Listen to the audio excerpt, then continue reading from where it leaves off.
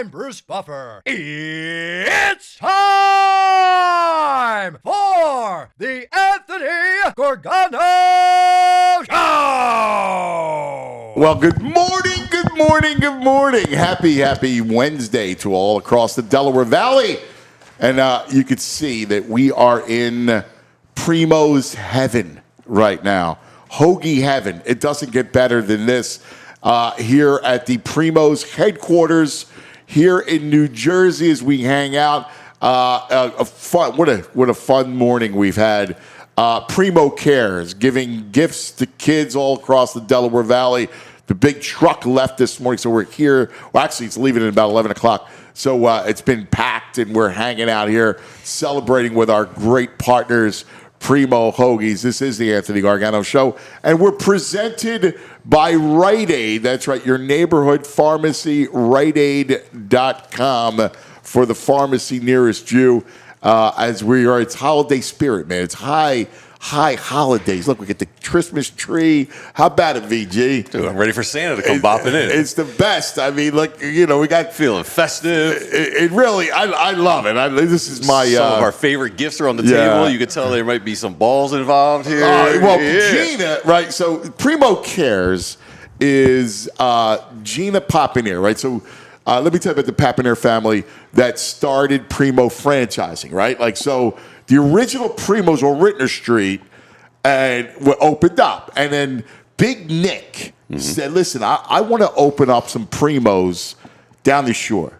And it was born. That's where it went from Rittner to the shore? It went from like on Rittner Street between 15th and 16th to the shore to all across the country, right? And the whole thing. So Big Nick was the brain trust behind bringing Primos across the country. Genius. And so Big Nick's wife, Jean, is a big part of the whole bit. She and Nick started this whole thing. Nick Jr. now runs it. But Gina is a love. Like, she's my girl. She's the greatest. She loves the kids. She created Primo Cares. And so you can tell once you meet her, she got a heart of gold just looking at her. She's the greatest. Yeah. Like I love her. She's the best. So Gina, every Christmas, like Christmas is a big deal, right? And it's all about the kids and the whole thing. And so they have presents. They bought presents for scores of kids across the Delaware Valley. They have a huge truck that's about to leave, and Gina was wrapping gifts last night. So the basketballs that you see, she was there last night. Nice. How about it, Jalen? Go ahead, G. Gina. Wrapping for all the kids. It's such a beautiful thing. Was it that big Thuman truck? The meat truck is getting loaded up with packages? That's a giant truck. Yeah, wow. That's all presents to go out to kids to help make a beautiful Christmas. Yeah, that's great stuff. That's what the whole thing's about. Food and family and love. Yeah. That's what the whole thing is about. So it's a special broadcast here today at the Primo headquarters. We're going to have more from all of our friends. There's my man Eric. The whole thing is Drew, everybody. How's the fast going? You got a big plate of those gorgeous, delicious piggies in front of you. Because you're screwed. I know. No, I don't. I do the fast every day, so I look at it and I'm like, let me not look at it. Get those cured meats a little closer. You can smell them. Right. I'll just have my black coffee as we do it. All right, listen. This is a big week for us, all right? I know that there was the early week drama surrounding the Birds and Jalen and A.J. Brown. And it was funny. So we had Baldy yesterday, and Baldy went off, right? Like, what do you mean? You guys won 9 in a row. What is that, right? What's the beef with the – come on, man. And it was really kind of a shock to the system, right? Like, not feeding into the drama, right? Like, that's what Baldy didn't want to feed into the drama. And it was amazing, the amount of comments on this thing. Somehow it's attached to my phone. Yeah. What is? Well, the Instagram. So Baldy's clip is on my phone. You're seeing Baldy's clip. Right? It's his account. And It's weird how that happens. And the next thing you know, it's just comment after comment. Like, my phone's like that. And it's people. Right. Just, the whole thing. Who's fighting about Hurts? Who's fighting about this one or that one? And the bottom line is, they have won 9 in a row. All right? And we got the Steelers coming up. And I kind of want to focus about football, man. We'll talk to Z Berman coming up in about 15 minutes to go over the latest on what's happening. But this is about football, man. I woke up this morning. I gotta take a picture of my screen. Get up on ESPN. Could Jalen Hurts, A.J. Brown dynamic derail Eagles? That's the headline. Well, This morning. Well, you know what this is. I mean, And then they got the little blurb: one explosive pass play over 20 yards across their last 2 games. Yeesh. I know. But that's what the beast is. Listen, we can all sit there and blame, this is the media and the whole thing. But when something's that popular, this is it. This is what it is. Like, everybody's chiming in. And every major sports network, every, blog, podcast, you name it. It's the biggest league in the world, or at least our world, in North America. And you have one of your top 3 teams with, Real Housewives drama going on. Dude, drama sells. I know it does. That locker room is solid, though. I mean, you watch the videos. They're playing that. What is that? The shocking game. They're all going around playing that together. They're all hanging out. To your point, Andrew. It was funny. I was talking to somebody in the know, very close, and he's like, "Dude, it's not going to derail them.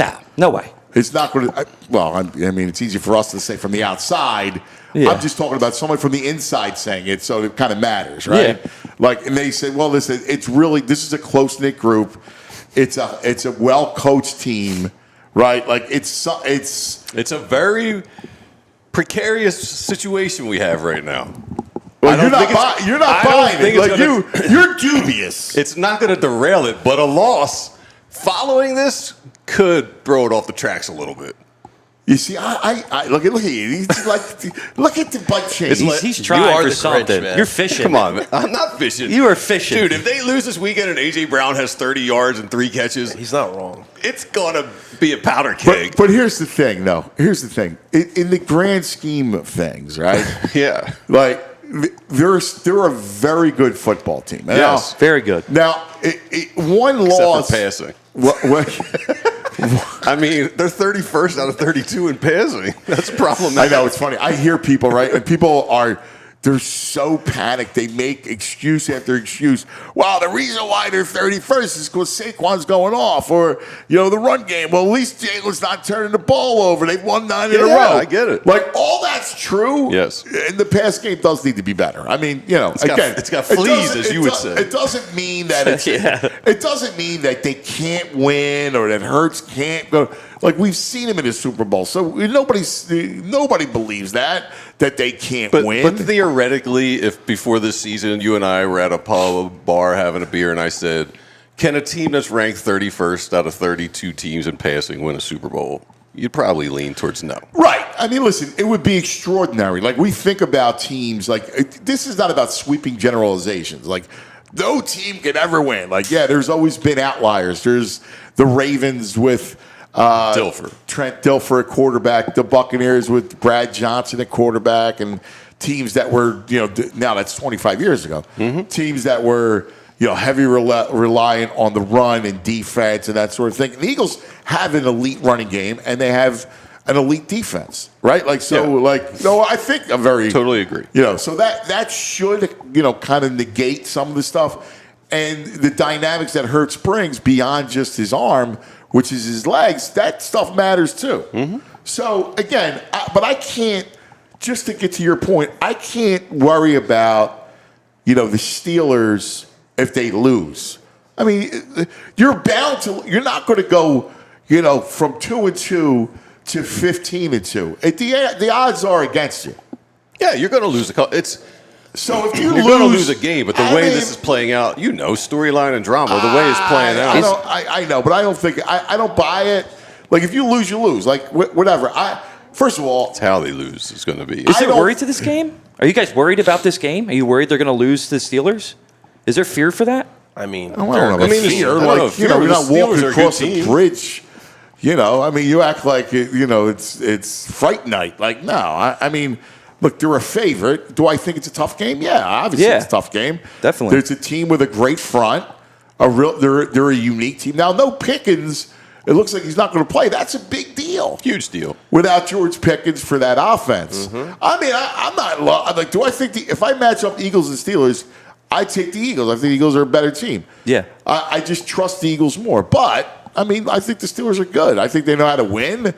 It's a non-conference game. I think they're a well-coached team. That defense is good for Tomlin is a great coach. Watt might be the best pass rusher in football. I mean, it's not going to be an easy Cam game. Hayward as well, also it's very going to be a good. grind. Like, listen, that team's good. Like, they have two backs, right? Like, you got Najee and Warren. You got a good tight end out of the, that's going to catch the ball. Russ is playing the point guard thing, right? Like, he's doing that. So, like, there's a lot of. I think it's a great game. I'll be honest with you, I'm pumped up for it. Yeah, I'm Same looking here. forward More to than it. anything, I love the fact that it's the Steelers and the Eagles. Like, that's all. Like, I don't know about you guys, but I grew up thinking, a bunch of kids who were Steeler fans. Like, that was a big deal. Like, the Steelers were a big deal. Oh, yeah, definitely. Steel curtain. You had the Mean Joe Green commercials, the Coca-Cola. Especially boy being Franco Harris. And being in PA, it's the Battle of PA here. Well, that's the point. Like, it's a terrific ride. Somebody brought up in the chat yesterday about doing, having this thing done every year. And it should. Like, that would be a great rivalry to have Steelers and Eagles every season. Like, they should do designate like a non-division rivalry. Yeah. Like every team that Like has a regional rivalry. Which should be. Like that. Yeah. That would be a fun thing to do with these teams, to have designate one game that's a rivalry game. And I mean, let's be honest. If we didn't have the Eagles, I'd probably want to be a Steelers fan. I like the way they run their organization. Well, the stability at coach. Yeah. Right. I mean, think about it. In our lifetime, Noel, Cowher, Tomlin. Yeah. That's it. It's insane. Like that stability, and they run the ball. Good fan base. They travel well. It's a great fan base. The terrible towel, swinging that thing around. Yeah, it's cool. No, listen. I think the no Steelers cheerleaders. Cool. They don't need any of that fanfare. Right. We play football. By the way, eat they got meats. championships too. Yeah, a ton of championships. Might need the cheerleaders. No, but their football, they have an essence of football. Yeah. I mean, that's the whole thing. All right, we got Z-Berm coming up. How about the Flyers last night? Woo! They looked great last night. They're Wish we like had the hockey horn. standing wise, they're like comparable to Columbus, but they looked like another They level. dominated Those that guys. team. man. They completely dominated. TK was terrific. Yeah, take that, Torts. Take that, Torts. Well, maybe the La Torta got that out of him. Yeah, that's what it was. Sitting them out for the period. That's coaching, man. I don't know. Yeah. Listen, he responded, didn't he? He's their leading offensive point getter going into when he was pulled. Like, come on, that's what the guy does, is put up points. Listen, they played terrific last night. Yeah. They played really well. Torts had a presser, too. He actually answered questions after a win. Wow, How really? about that? How about it was like the middle of the second period, and I look up to look at shots, and Columbus had 5 shots on goal. There was a disparity. I mean, they dominate. Like that was a domination. Charlie's going to join us, Charlie O'Connor, Heavy possession to talk about. I just loved it. It was a really, really real good performance. Jim Salisbury, last day of the winter meetings, will join us a little bit later on. Tomorrow is the I'm looking forward to the Mike Schmidt documentary. Yeah. All right? That trailer looks sick. Yeah, it looked really, really good. So we're going to discuss that. Jason and Avant, we're hoping to stop in at some point during the show. Let's get some wide receiver action up in here. So we got a busy team wide receiver. Yesterday, we had a blast, all right? So coming up, we got to tell you about the Instagram Live between T.O. and Freddie Mitchell. That's right. Unbelievable. Which we were getting a big kick out. Dude, that was big great. kick out of Anthony's show. Oh, my God. We'll get to that coming up in a minute. But, Eric, I got to get my man Eric Bonner up here because we're here at Primo Hoagies. It's a special broadcast on one of our dear partners. We've been close forever. And I want to welcome the COO of Primo Hoagies, my man Eric Bonner. Doesn't get more Philadelphia. Dude, and he's on it because no matter where you get a Primo's from, it is exactly the same. The consistency. So the COO, it's got to be his doing that oversees all this, I think. Yeah, the big guy, the big guy who's in the shadows now, makes sure of that, right? That's right. What's up, Ant? What's up, guys? Thanks for coming. man? Yeah, let me start. Let me tell you what kind of a guy Ant is. Ant's always checking in. He's texting me. And he reached out the other day, and he's always, how can we make Primo Cares better? And he said, why don't I come out? So, Ant's a real dude, how busy you are with personal life. You got the kids, the sports, and you still do everything you can to help us. So, appreciate that, Ant. Well, you guys, listen, we've been, friends, family, and partners forever. But Primo Cares is so special. And I need you to talk about this a little bit because this was Gina's. I was talking about Gina earlier, and this is her baby, man, and it's a beautiful thing. First off, Gina, the heart of Primo Cares. Another round of applause. Yes. Yeah, Gina. Gina shopped 80 kids, 100 kids. It's unbelievable. But Primo Cares is our way of giving back. It's helping out the communities that support us throughout the year. It's a great organization. I'm honored to be a part of it. But to give back to and you see, you guys pulled up. We were loading the truck. We have about 200 kids, and this is it. Like this is their Christmas gifts, right? There might not be no Santa for a lot of them, and some of them are heartbreaking. You got some 10-year-old kids, and they're asking for like warm blankets and socks. Guys our age should be asking for socks and underwear, and you got kids and it's heartbreaking. But yeah, it's great. Our franchisees get involved. Our customers. We have a great roundup program, and that's the reason why we're able to help get back to all the kids. And it's just our way to pay it forward. It's just not all about hoagies. It's about making a difference in the communities we serve. So that's a part of it. I think one of the things that, and it stemmed from the original, right, on Rittner Street, was that it was a great neighborhood place. Like, it was a part of the community. So all of the Primo franchises in the area become a hub of the community. Who's sponsoring Little League, right? Like, it's all a part of it. Yeah, you said it earlier. It's about community and family, right? That's what we're about at Primo Hoagies. So everybody getting involved. For every franchisee, we're in 12 states. We're out in Texas and Colorado. Everybody's pitching in, and it's all about giving back to the communities we serve. Yeah, I love it. And so I love this. Gina was wrapping gifts late last night. Like getting ready for the trick. She's shopping. Basketballs are flying out of the cart. Hey, God bless her, because if I got to wrap 4 gifts, I'm miserable. God bless her. You can pick out my gifts where they're wrapped. They look horrible. Yeah. Gina's professional. Yeah. Gina's like Macy's window. Right? She got the crease. It's like when you go to the dry cleaner. Do you want the crease? She got the crease. Exactly. They look great. So where's the truck headed? Now the truck is loaded, right? Where is the truck headed? So we loaded the truck. Our first stop's going to be St. Veronica's, West Philly. So we stop there, and we drop off the first set of gifts. Then we go to CB Community School in another part of Philly, and we go all the way out to Coatesville. So we're making a few stops today. We got the whole team help. We got a little caravan going. We got the big meat truck, and we got a bunch of our little Primo cars behind it. So if you see us out there, those cars, man. Those cars are sharp looking. Aren't they cool? Yeah. You got the Italian flag. I love. I'm surprised you're not driving one. I love it. I love those cars, man. They're fantastic.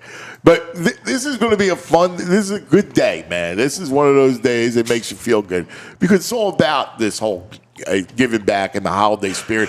I always love this room because it's so festive the way you guys decorate it. Feels home. Yeah, look good. We do a lot of things up here, but our franchisees stop by. They're all dropping gifts off the last couple of weeks. So we got the hot chocolate, we got the Christmas music playing. So everybody's in the holiday spirit. And again, it's that time of year. Like if we can give back, we want to give back. We want to continue to support people that support us throughout the year. I love it. I love it. Spoken like a true North Catholic. Yeah, you guys are paisans, man. You guys right, man. You guys Northeast guys. I love it.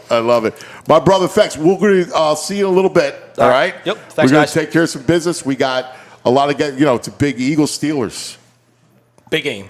Eagles Big game this Steelers, week. brother. Yeah, this is it. I can't wait. Biggest game left on the schedule. That's right? it. Hey. Because Dallas stinks. Washington came down to earth, and the Giants, Done. right? And then Done. it comes down to the playoffs. Yeah.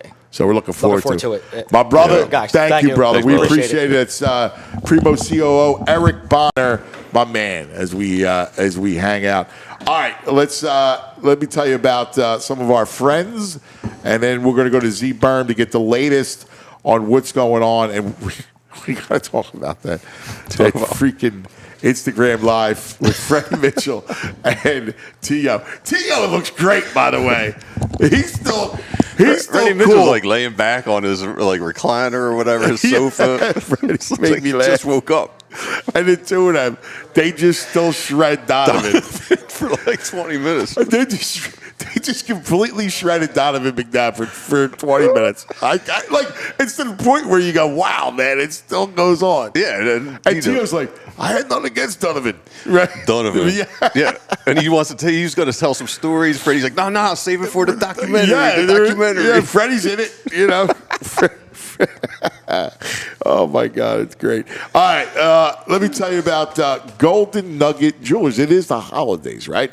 And so you're thinking about getting gifts. You're thinking about some good presents for your significant other, or maybe you made, you want to get engaged. Well, if you look at Golden Nugget Jewelers, it's right on 8th and Chestnut in the heart of Jewelers Row in Center City, Philadelphia. Yaron is the guy, right? He's the owner. I've known Yaron for 25 years. Great guy.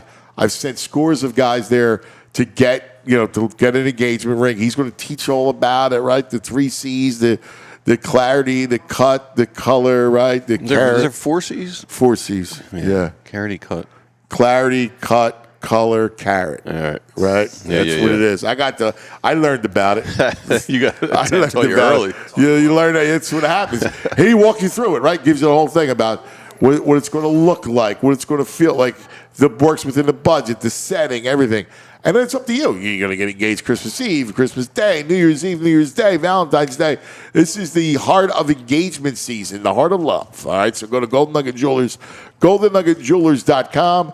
It's where Philly gets engaged. All right, you're going to tell us about TrueMark and our friends over at TrueMark Financial Credit Union? I love it. It's been a minute since I've done it, and I missed this, cuz. Let's talk real quick about TrueMark Financial, ladies and gentlemen. Obviously, it's the holiday season, so we're all going to be spending a lot of money, and of course, that means your kids are going to be as well, because they're obviously going to have some time on their hands. So you want to make sure that they are handling their finances right, because in 2025, we're all trying to get right on our finances. So right now, with TrueMark, you get the Green Light account. It's a free account. It's for your kids, and this account is specially to keep teaching that financial responsibility. It's super easy, super accessible, and you can also manage it as well. So while they're making those transactions, you can monitor it as well. And in the app, they will actually teach them some better mannerisms for their finances. So get signed up today. Visit TrueMark.com/greenlight. That's TrueMark.com/greenlight for more information. So what are you waiting for, ladies and gentlemen? Start your credit union career here today with our friends over at TrueMark Financial. I know Kelly's fired up for a little. Kelly Body, the CEO of TrueMark Financial, is very excited about Eagles and Steelers. Yeah. All right, let's get the latest on what's happening. And from the All PHLY Eagles show, he's the best. He's our insider. And buy his book. Speaking of presents, there's presents all around it. Well, I need a Zach Berman book here somewhere. You got to buy it for your Eagles fan on the list. Zachariah, good morning. Hey, good morning. Good talking to you guys. Always, my brother, always. So take us into the latest on what you're hearing and the whole drama that ensued. Thanks to our friend BG, who's a great Primo spokesman, by the way. Yeah, look, I mean, if there was something there behind the scenes, it's certainly out in the open now, right? And that's the reality of the situation. The point I've been trying to make, and I said this on our show yesterday, was that I think it's important for fans to understand in an NFL locker room when there's 53 players, 70 really, if you include the practice squad, 30 coaches. It's like any workplace. Not everyone loves each other. Relationships evolve. There's a lot of dynamics, and so in this case, I imagine there's a lot of dynamics at play. I know Brandon Graham walked it back, but I would say there's probably a there. If that makes sense. I don't think something like that came up haphazardly. And so we'll see how this goes. Today's gonna be an interesting day. Jalen Hurts speaks to reporters at 4:10 or in that hour. You can only imagine what the topic of conversation is going to be. Nick Sirianni speaks around noon, so we'll have more information, or we'll have the latest on kind of their version, their spin. I hope I get a chance to speak to AJ Brown today. He'll be he typically doesn't talk on Wednesdays, but I'll be in the locker room this afternoon. So we'll try to get more from their perspective. But yeah, this is I certainly wouldn't dismiss this as a nothing story.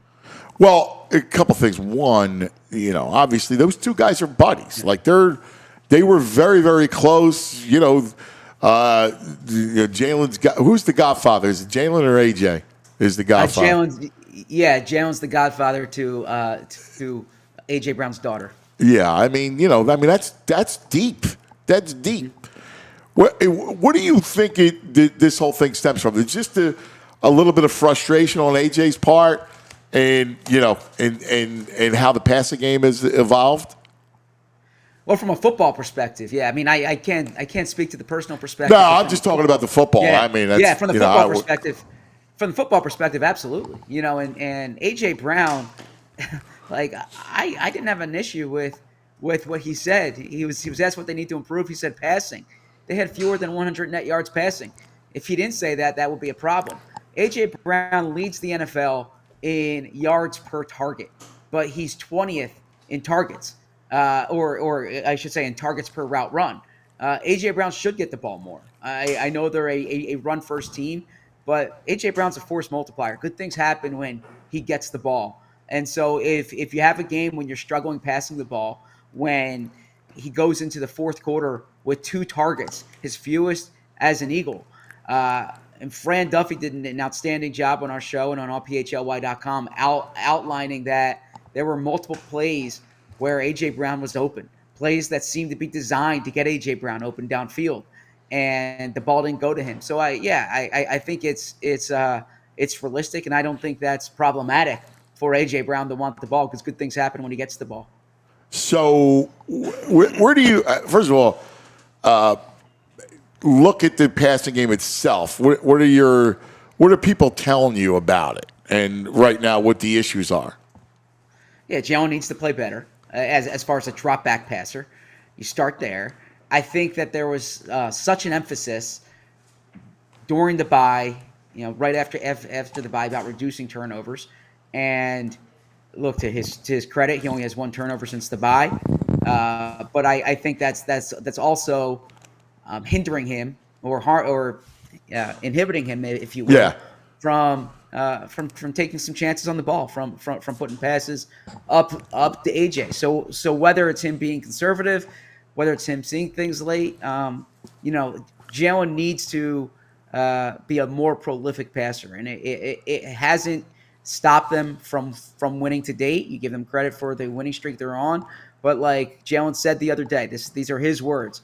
It doesn't get you till it gets you, and you don't want it to get you in the playoffs game against. Right. Yeah, exactly. So I think really I think having more of an emphasis in getting AJ Brown, Devontae Smith the ball. I think back to Shane Steichen used to have on his play sheet 11 and 6, and he would remind himself during the game 11 and 6, get the ball to 11, get the ball to 6, and I don't think Kellen Moore's not doing that. I think it's a matter of Jalen Hurts getting them the ball.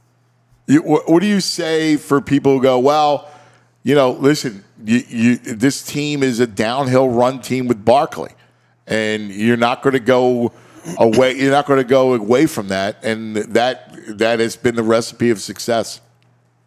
I would say it's not mutually exclusive.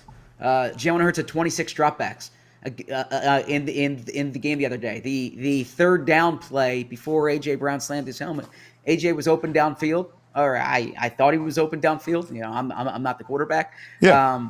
And the ball went to Johnny Wilson over Johnny Wilson's head. There was earlier on that 3 and out, there was a slant A.J. had. It's a money play. That's a play that if the ball's out quickly, it gets to AJ. So I think you can have the rushing success that they have and still be a prolific passing offense. I can't tell you. I totally agree with you, Zach. I mean, with the exact same play call we saw last weekend, A.J. Brown could have had 8 catches for 120 and 2 touchdowns, and it still would have been a downhill running game for the Eagles. It's just the plays are there. He's not making the play. He's not making the reads. You know what's he's not making the throws. You know what's amazing is, and this is like a side story. Like I think you're spot on, Zach. And I think everybody sees it, right? Like right now, you want to call it like you can win with the quarterback in a passing slump, right? I think that's what it is. I think you're right. I think there was a hey, let's not put the ball in peril. And I think a couple things. I think once, if you're a little late in seeing things, you're then not going to put the ball in peril. And because he doesn't have a cannon. So right. If he's a little late. So this is kind of, I think, where they stand. But it's funny because people, even the conversation drives people away from like, oh my God, like why is Hurts so criticized and this and that? I mean, I think you could still go on a 9-game winning streak and the quarterback is slumping a little bit. He hasn't slumped the whole time. I think the other aspect of it, Zach, is, if you just get him playing point guard, right? Like that's kind of where it is, where, you don't need him to be perfect and make every read downfield and the whole thing. But if he's hitting on a couple of them and it's 3rd and 4 and he's running for a first down and he's playing point guard and he's giving you the winner thing, I think that could still be successful. Do you agree? Yeah, I do. And the reality is they've had games this year where the passing game hasn't done much, and that wasn't the sentiment after the game, because when they did pass the ball, it was either working or everything was going well on the ground. I think in this game in particular, it was more pronounced because there were opportunities through the air. It was a closer game than it needed to be, and there were plays that should have been bigger plays. There should have been more explosive plays downfield. I think too, Jalen Hurts. I understand he can be polarizing. There can be a big gray area. You can acknowledge the things he does well. You can acknowledge the toughness, the winning attributes. And you can also say he needs to play better in this situation. And I don't think, I know for a fact when Jalen got the job, there was not, when he first got the job in 2021, they didn't operate with kid gloves. They weren't afraid to be critical. I think back to, there was that game that got pushed back because of COVID. Jalen and Nick were in each other's faces. Jalen says after the game, he grew up with his toughest coach. That's how his dad coached him. So I think you can coach him hard. I think it's okay from a reporter perspective, from a fan perspective, to say he does X, Y, and Z well, but he needs to do A and B better. Yeah, it's funny. People take the criticism as if you go, well, he needs to see things quicker or process things quicker and get the ball out or whatever you want to call it. People go, oh my God, you're saying he stinks. They're like, no, I mean, it's okay to kind of look at him at his whole game at that position. The other thing too, Zach, it's crazy. And you wrote this book, which is a great read, and about this franchise. This town is a town that eviscerated Randall Cunningham, who I still think arguably is the best quarterback ever to play here. They're certainly the most gifted and talented. And he had no coaching, right? He had Rich Kotite as offensive coordinator. Buddy Ryan who was all defense, right? That guy in the ancient days was if he was playing today, he would be one of the best quarterbacks in the league. He'd be Lamar Jackson, but better, right? Because he was as quick and as phantom-like. But he had an incredible arm. They killed Jaworski. They killed McNabb. They killed their quarterbacks. But it's weird. Jalen is like almost a sacred cow. It comes with the position, right? And Jalen, I'm going to use Jalen's words here. It's something that he said to me before the season. going into the 2023 season. Heavy is the head, right? When you wear the crown, heavy is the head. So I think that's it comes with the spot, it comes with the position, it comes with the prestige, it comes with the contract, it comes with all of that. Now you mentioned how Randall didn't have the coaching, and in a lot of cases didn't have the And talent. he had no offensive Yeah. line. I mean, Yeah. in fairness, Jalen has the world. He's got a great That's what I'm O-line. He's got 2 great receivers and a great running back. Exactly. I was speaking to Chris Long the other night. I had this Q&A up on allphly.com, and he said this year's team is more talented than the 2017 team.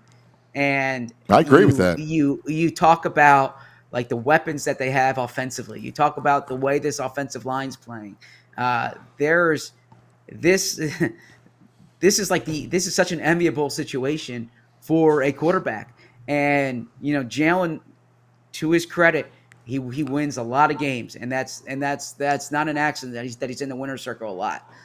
But they can maximize this more than they have, and so I think I think this is a fair conversation to have, and it's a conversation that frankly, if this was I've covered, so I think about the starting quarterbacks I've covered here. Okay, Michael Vick, Nick Foles, Carson Wentz, Sam Bradford for a time there. All this conversation, versions of it was happening with all of them. This is the nature of playing quarterback, and I wouldn't just say in Philly. I would say it's the nature of playing quarterback in the NFL. It's interesting because there's a similar thing going on in San Francisco with Debo went on Twitter and was like, I'm not struggling at all. I'm just not getting the ball. And it didn't seem to have the same reverberation in that team, in that locker room. And Purdy came out and was just like, yeah, I hear Debo. He's right. He's not getting the ball enough. I got to do a better job of getting the ball to him. And he handled it, and it's just squashed. And here, for some reason, it's just like the dramatic thing in this locker room with this team all the time.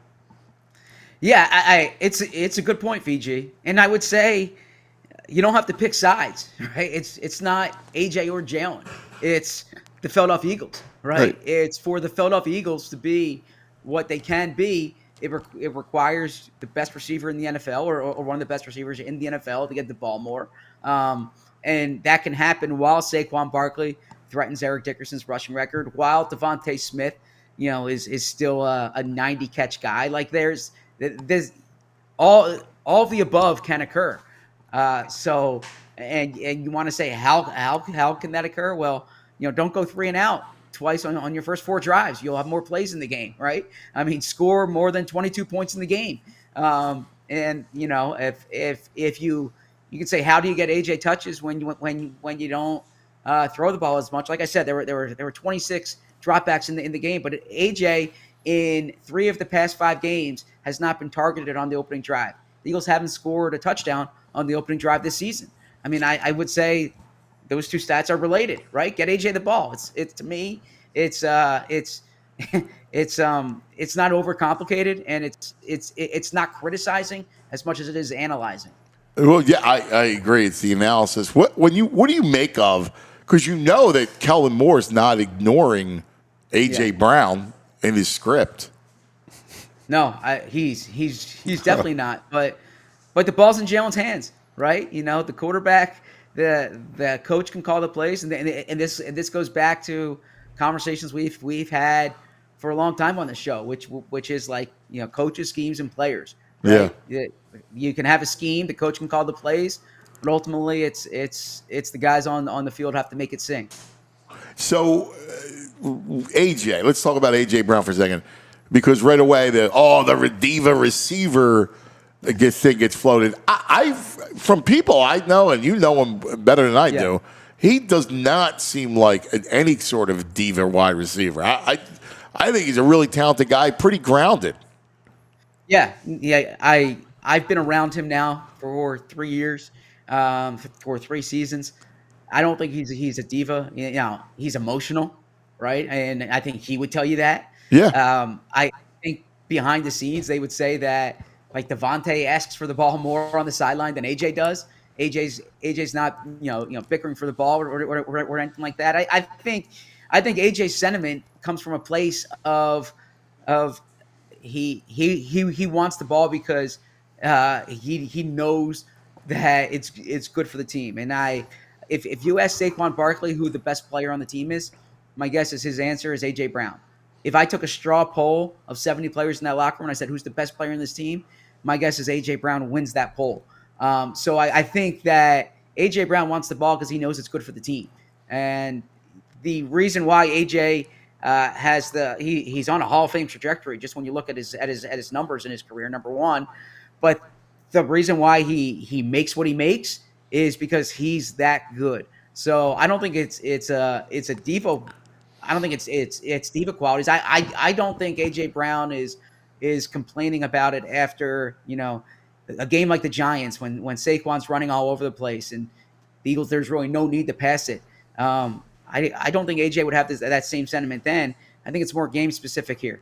Yeah, and I don't think it would be like if the scheme doesn't allow for him to get the ball, he'd be fine with that too. His problem is he's busting his tail all week working, and it's hard to get open in the NFL. And he's wide open, and he's not getting the ball. So of course he's going to get frustrated. I totally sympathize with his frustrations. Yeah, I'm with you there. Now, the only thing is, looking at Sunday, because I think the only thing Greg and I disagree with is that I don't think, first of all, I don't think this thing derails them. I don't. I think their coaching, the coordinators are too good. Their defense is good. This is not last year. So I see stark differences from last year. And look, I know it's Pittsburgh and it's going to be a tough game.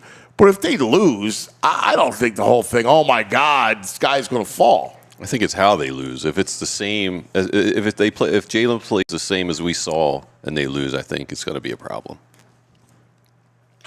Yeah, I disagree. I'm more on Anthony's side on that one. I didn't expect them to go 15-2 this year. I thought they would split Baltimore-Pittsburgh going into this stretch. Now I thought they would beat Baltimore and lose. I'm sorry, I thought they would lose to Baltimore and beat Pittsburgh. Right? If it's vice versa, then I don't think that's problematic. Now certainly after kind of the conversation this week, if they go out, they don't play well. I can only imagine what the conversations are going to be outside the locker room, right? But I would be more concerned if they stumbled against Washington the following week, or the Cowboys are getting. I don't know how much they'll be playing for week 18 against the Giants, but Zach's got them on a 2-game losing streak, struggling against Pittsburgh and Washington. Yeah, but I think that if I don't like to say acceptable loss. But I didn't think they were going to win. I didn't think they were going to go 15-2. Oh, I mean, if they lost to Pittsburgh, that's not the end of course. I mean, But I'm just saying, it's the way they lose. Like, if you're going to go 14-3, wow, oh my God, the guy's falling. If they lose by a touchdown and A.J. Brown was wide open like he was twice and he's missed, he's going to be yapping, I would think. I don't know. I don't think it's as big a deal. I don't. Now we'll see. But I don't think it's as big a deal. Zachariah, great stuff, man. We'll be watching. So what's the deal? So you'll be popping on? Yeah, so it's going to be Rich Hoffman and Les Bowen today at 2 o'clock on the PHLY Eagles show. I'll be down at NovaCare all day, so I'll be popping on. I'll have an article later today based on what Jalen says, hopefully potentially what AJ says, and then I'll do any video updates that are necessary as well on all our social channels. Well, we'll be following you, buddy. Strong jacket today, Zach. Great I like work. that jacket. We'll save you at Primo. Yeah. Thanks, guys. Thanks, buddy. We appreciate it. What? Well, if something happens and they lose by a touchdown and Jalen overthrows AJ, I mean, we write stories. Is that's that the storyline that you could see that would run with. Yeah, but I don't think that, fast forward to January, 11th, and that's going to matter. I don't think so. But you know what I mean? If they finish the season 31st in passing, and this trend continues, I can see AJ. Maybe he doesn't want to hang around here. No, I don't think so. I don't believe that a little bit. No way, man. No, I don't think that. I don't believe that. He's locked up. He made his money. Listen, if he didn't get his contract and he didn't get paid, I would think that now you're talking about a problem. He's going to hang out in these charity events with these other receivers, and he's going to have half the touchdowns he should. Oh, man, come on. Why are you putting that in the airways? I know, man. Because that's how Negative receivers energy. are, man. Don't feed It's into like it. Come on. reality receiver energy. That's all it is. They're a breed of themselves, the wide receivers. Did you man. see his Instagram? He did change his picture to the Joker. Heath Ledger Joker. The Why best so one. serious? But he's always doing that every year. This is nothing new with him. All right. Well, we got Charlie there? Yeah, we do. All right. I want to talk a little Flyers for a second because Orange and the black. Come on. last night, dude, damn, they look good, man. They look real good. Then let's go to our man who does such a great job covering the Flyers for our PHLY family. He is, of course, the great Charlie O'Connor. Good morning, Charlie. Morning, guys. How y'all doing? We're good, man. Charlie. Dude, that was a good game last night, man. They're playing some good hockey. Yeah, I mean, it's funny because, going into this game, obviously they lost 3 straight. They lost 2 in regulation, 1 in overtime in Boston. But I thought in all 3 games, they played pretty well. I thought they were the better team at 5-on-5 in all 3 games. It's just they were finding ways to lose. You had the Florida game. You had the late penalty by Joel Farabee that leads to the power play goal. You had the Boston game where they blow the lead. Then you had the Utah game where they didn't really blow the lead, but just some bad bounces, some glaring mistakes. You had the Morgan Frost play where he overruns the puck to make the game clinching You goal. ever see anything like that, Charlie? Well, we saw Brad Marchand do it in a shootout a few years ago against the Flyers, which was real funny. But it felt like those were games that they should have won. Win at least 2 of the 3. Instead, they lose all 3. You're frustrated.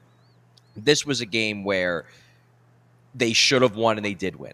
You can only talk so much about a good process if it's not getting results. This game showed that they can get a good process and good results and not choke a game away with random mistakes at the worst possible time. That's why this game was huge, because obviously the Columbus isn't a very good team. Flyers are a better team on paper.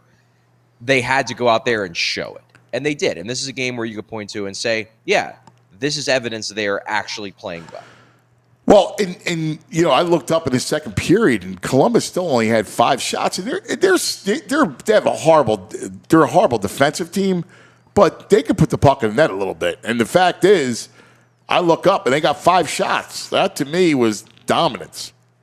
Well, the Flyers just had the puck the whole game. Yeah. I mean, that's the key to it, where if you have the puck the entire game, the other team can't create much at all. Yeah, and true. it was basically defense by keep away.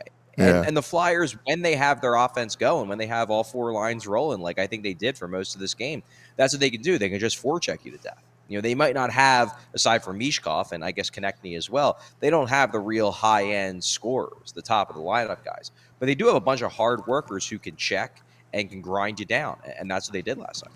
So where are they now? We've been talking about TK obviously because of It's weird of that the whole overtime Tortorella thing. overtime loss. It's weird, Charlie, how when you don't play like your highest point guy in overtime, you don't win. What did you think about that? Because that grinds my gears.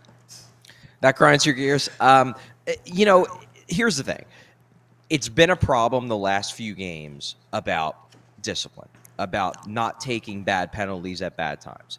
It was an unnecessary penalty from Konechny. And I think what you have to remember, and look, I understand that fans want the team to make the playoffs. It would be exciting. It would be the first time they made the playoffs in a few years. Last time they made it was 2020. And they're going to say, and I made the argument in my column, that at this point, every game matters if you're trying to get in the playoffs because it's going to be tight. It's going to go down to game 82 if it's the same way it was last year, and I suspect it will be. But you do have to remember that the Flyers as an organization are focused on building for the future.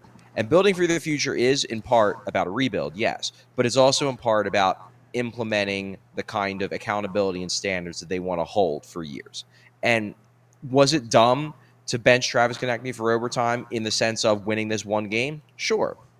Does it send a message to everyone that, hey, we're even willing to bench Travis Konechny if he takes the dumb penalties that we want the team to stop taking? Does that send a message that maybe reverberates years down the road? I think it might, because it shows how serious they are about addressing an emerging problem. So I personally have a major problem. Torts is not going to be here years down the road for one.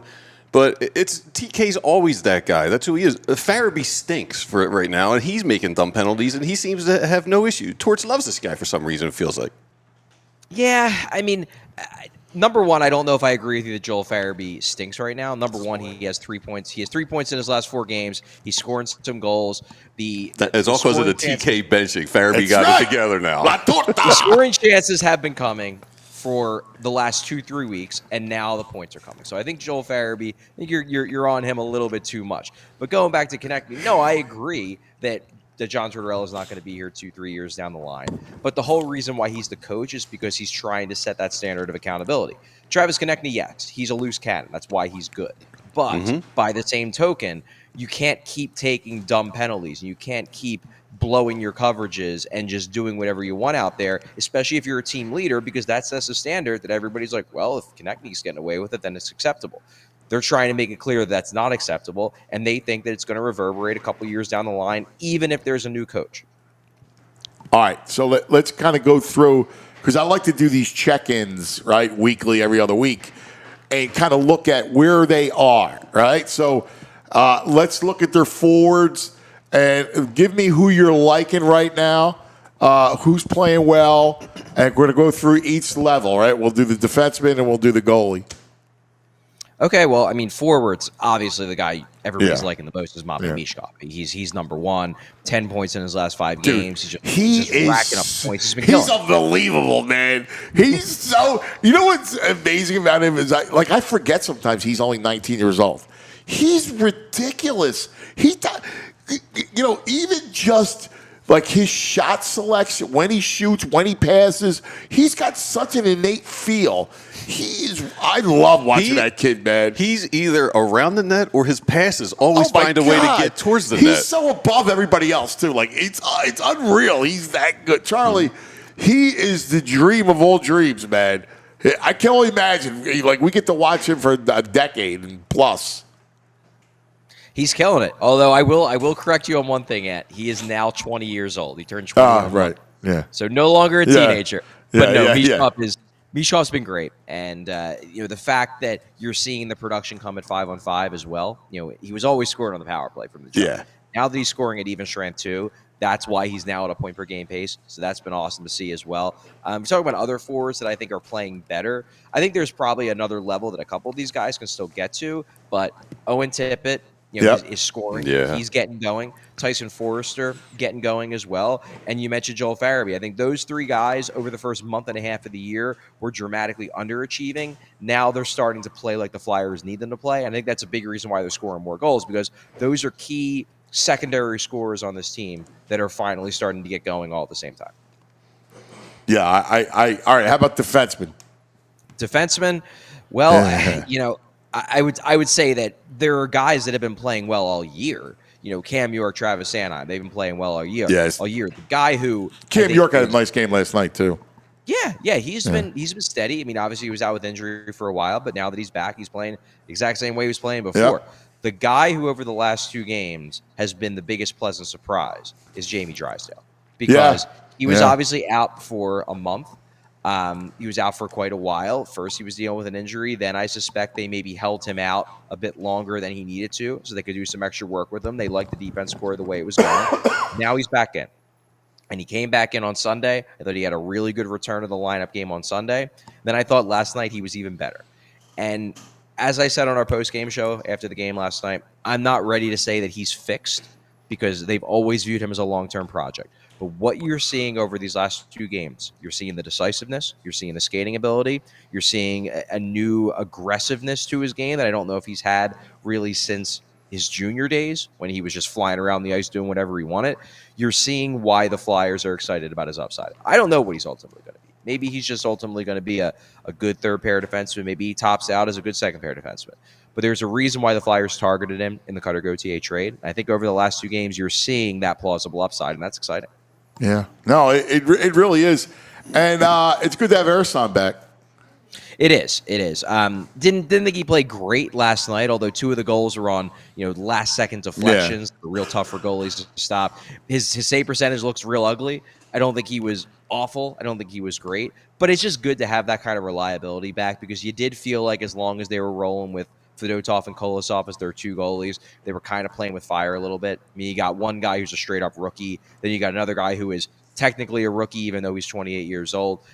That was playing with fire. Now you got a guy in Ersson back who you can at least rely upon to be solid. And that definitely helps the situation because you're no longer worried that the floor is going to fall off from under you any given night like it did against Florida. Yeah, I'm with you. I like the kid. Michev got kicked out the other night. Did you see that? And he signed a water bottle on his way out. Yeah, he's the best. The kid's got flair. He does. You know? He's got an edge to him. He does. He's not just like this demure run. Like he's got stones, man. He's gonna be a blast, dude. He's gonna be. He looks like he's special, every which way. He does. It's going to be fun to cover him for the next, hopefully, decade plus. Charlie, what do you think the upside of Emile Andre is? I mean, at this point, if you're talking about upside, my view of his upside was always he can be a quality top 4 defenseman. Well, he's already a quality top 4 defenseman. Mm-hmm. So, now you wonder what else is there. Can you get more out of him? Yeah. At the very least, I think he can be a rock-solid second pair guy. That said, he's already that. So then you're just wondering, can he get better? I think the Flyers would be perfectly fine if this is all he is, if he just holds where he's at, because then he's playing like a quality number 3 defenseman, and that really solidifies the D-corps. Yeah. Can he get better? I mean, I don't know. The comparison that I've thrown around basically since the day he was drafted as like his absolute best case scenario is Kimmo Timonen. Now, Kimmo Timonen didn't become Kimmo Timonen really until his late 20s. He was a good defenseman through his mid-20s. He didn't become great, truly, I would say, until his mid to late 20s. So there's quite a lot of runway for that point. That said, Timonen was an outlier. A lot of guys don't develop that way. There are some similarities, though. Andre's tough as nails. He's obviously on the smaller side. He's got puck skills. He's aggressive.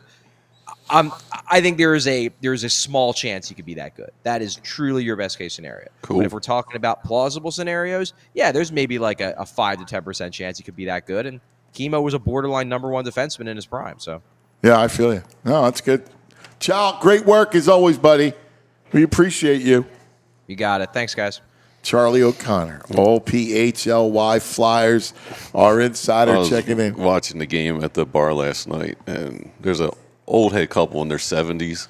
They come out every Tuesday. They have like their wine and meal, and they're watching the game. And Nick Sealer's fighting. And like this woman's like 73. She's like, knock him out, knock him out. Just screaming at the TV. The ladies so love the the fisticuffs. They love the fisticuffs. All right, let's talk about some of our friends, shall we? Like the Bet Park Sportsbook online casino app. All right, one of the things, the Birds Sunday Steelers. We'll get deeper into that tonight. In fact, we'll be up at Parks Casino for the Cousins Corner watching. We'll go through all the card. This is the bowl season's out, so all the lines came out for the bowl season, but this year is even special because of college football, dude. The college football playoffs, man. Playoffs. This is going to be amazing. So here's what you got: Texas the favorite 3-1. Oregon plus 350, Georgia plus 400. There's Penn State, the Knicks plus 450, Ohio State 5-1, Notre Dame plus 750. All right, Go Irish. Tennessee 30-1. That's your squad.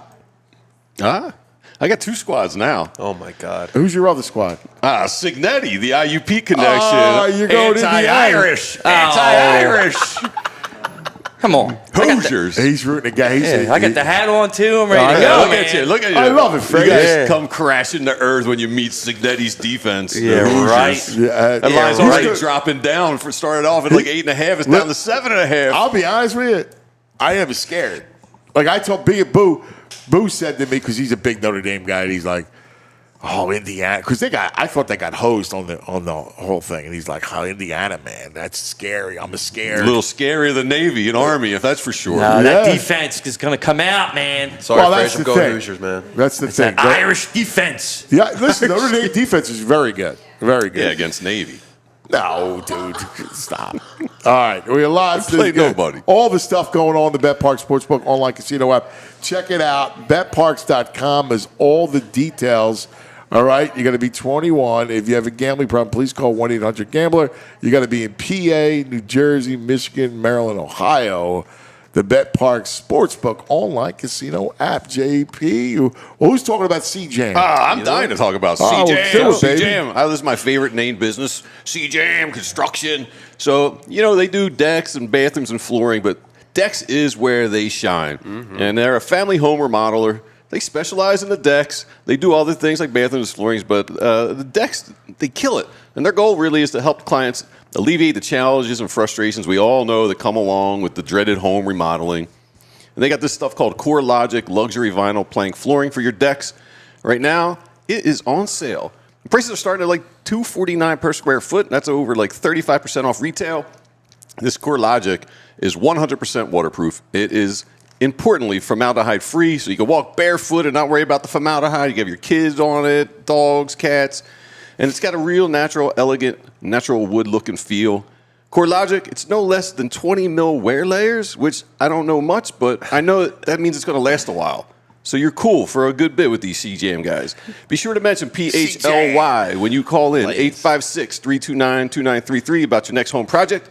You can see their full selection of luxury vinyl plank flooring and learn more about the products and warranties on their website, cjamconstruction.com/flooring. C-Jam. Thank Right you, here in South VG. We appreciate it. This portion of the program brought to you by TrueMark Financial Credit Union, truemark.com/PHLY to see the credit union difference. All right, so with all the Eagles stuff going on, I wanted a really intelligent. Yes, we could use some intelligence here. I mean, there's so much nonsense going on with the Birds, right? But I need someone that kind of makes sense of this. And I love his analysis. We get to, every once in a while, we're lucky enough to get him. He's kind enough to join us today. He is our man, Jason Avant. Nice. Good morning, Jason. How you guys doing? First of all, congratulations on taking down that Ryan Day at Ohio State. I was going to say creep, but I don't want to put you in that spot. Yeah, don't put me in that spot. But that was a whole fun time. You should have seen. You should have seen those guys before the game. Before the game, like we were coming out of the locker room, they're like aligned along the side, and they're yapping like they supposed to be warming up. They're like yapping at us, and Jack Sawyer's at the front of it trying to pick fights, and then to see him at the end crying about the flag. I gotta tell you, he's strong, dude. You see him doing capture the flag? He got that Michigan flag back off those young kids. Like Avant stays in shape. You couldn't mess with him with that flag. I gotta tell you, Jason. I was thinking about you because I know you're there and you do it all, and I loved it. It was what a victory because everybody thought. I mean, what was it? They were a 20-point underdog. Yeah, and they just out-toughed them. That's a hell of a win. What a win. Yeah, it's more of a mental thing because they're that team was much more talented than ours. Of course, this year, for sure. But they wanted to try to play football the way that we play it. Yeah, and that was just that they got into a pissing contest with the wrong group running the football, So they would have been a lot better airing it out with their weapons, but they didn't do that. They got into a pride contest and lost. I love.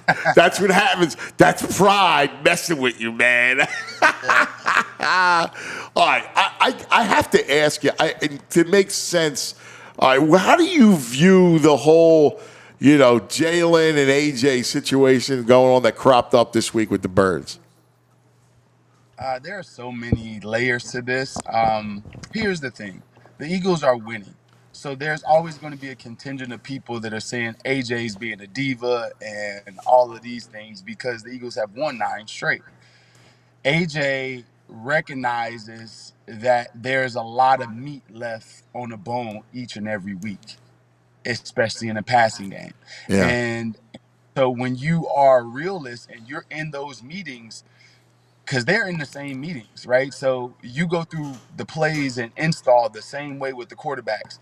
The coaches up there putting in the plays, they're saying, hey, if it's cover 4, AJ's 1, Devontae's 2, backside Calcaterra's 3, on every particular play, there's a role, there's assignment, there's leverage, there's all these things. So when you go out there and the play's just like it's drawn up, and the coach is like, "Yo, AJ is open," but for some reason you're holding the ball, you're like, "Hey, is this personal or not, or what is it?" Because just in this past game alone, the Panthers game, not every other game, the Panthers game, Jalen missed, I want to say, probably about 200 yards at the minimum of passing, at the minimum. And we're talking about 10 to 15 plays that was read the wrong way, or held, or not thrown, or was late. So it gets frustrating after a while because, yes, you're winning, but you know deep down that this is about a Super Bowl. And it's going to be very hard to beat the Vikings. It's going to be very hard to beat Detroit, the Packers, whoever it is in the playoffs, if you're not firing on all cylinders, or if the quarterback is holding on to the ball when he shouldn't. Right. So it's not about the win streak. It's about running the offense at its optimal ability. And that's what I think AJ is alluding to. Do you think Jalen? Two things. One, that he's after the bye, when it was like, all right, we make sure we don't imperil the football. That he's real gun shy when it comes to not taking any chances.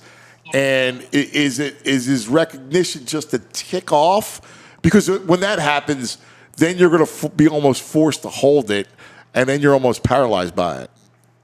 Well, I've always said this, and here's the thing. Jalen has moments. He has moments where it's outstanding. Like the Yeah. Cincinnati game. He played unbelievable in the Cincinnati game. He was out.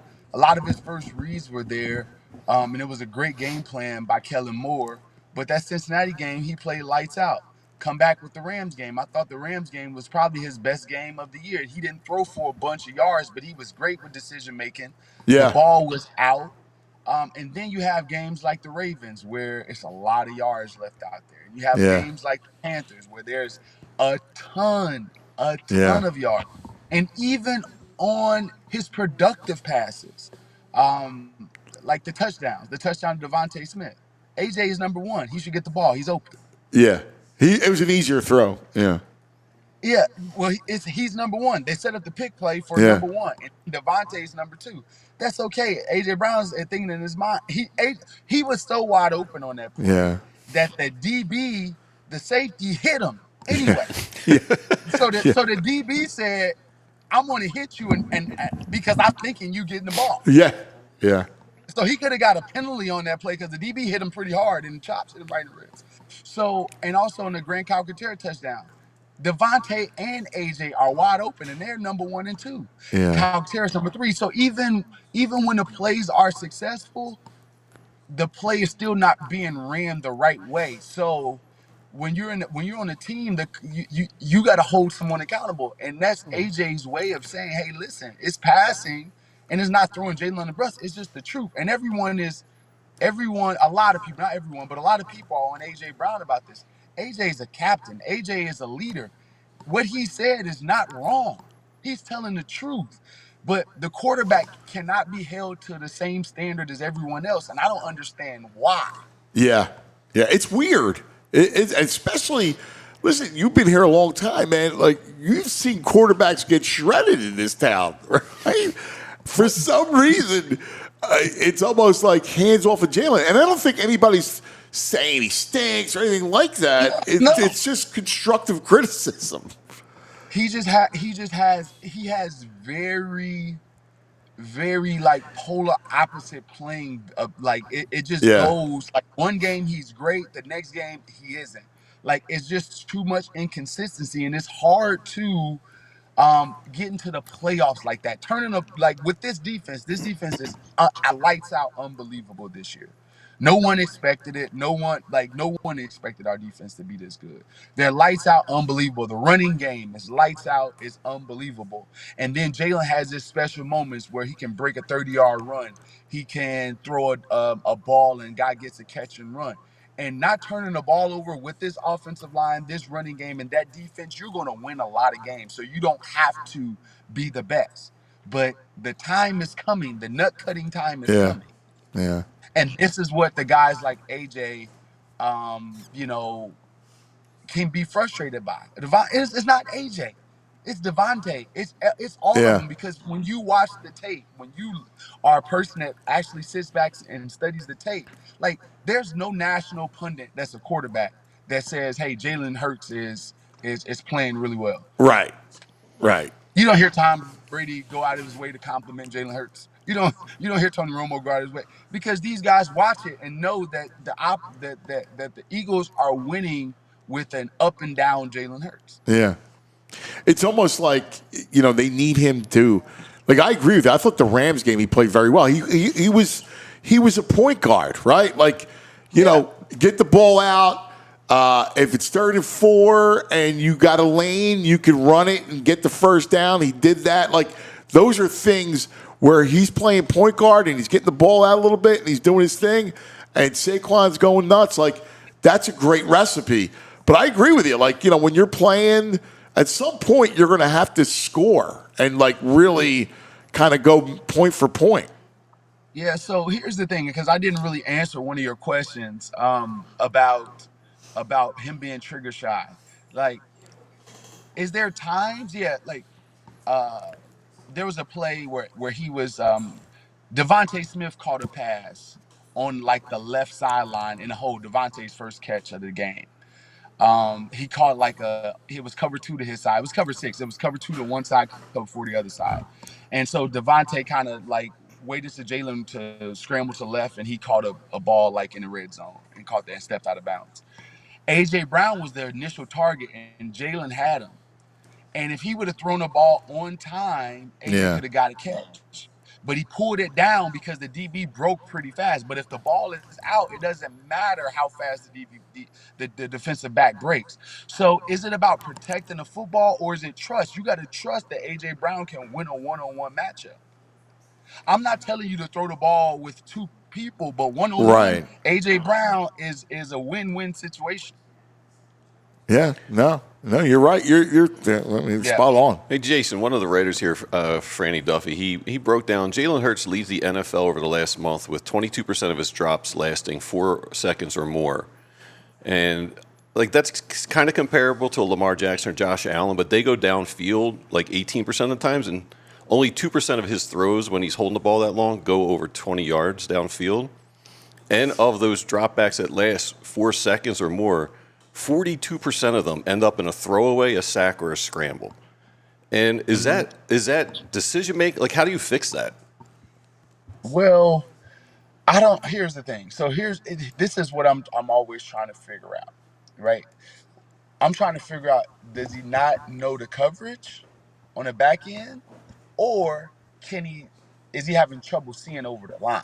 Yeah. Those are 2 totally different things, and I'm trying to figure out. Sometimes, like, let me give an example of a play this past week.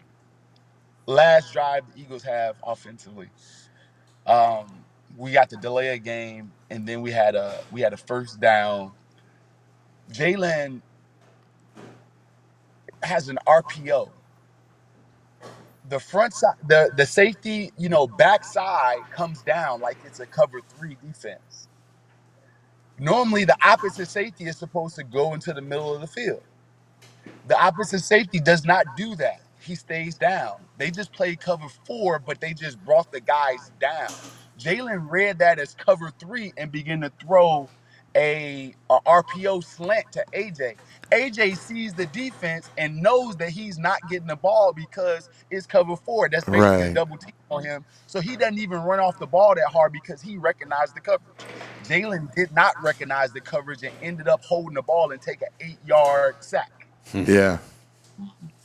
That right there is one of those things where I know for a fact that he didn't read that coverage well. The receiver did, but he didn't. Yeah, that's... You get what I mean? Yeah, that's not great. And then there's other times where I'm looking, I'm like, the guys are wide open. Yeah. He's in posture like he wants to throw, but it seems like he can't see them. So I think it's a combination of him being confused. And here's the other thing. For some reason, teams don't play like base coverages against Jalen. They wait to the last snap or last second to do it after the ball is, and then they play bastardized versions of stuff.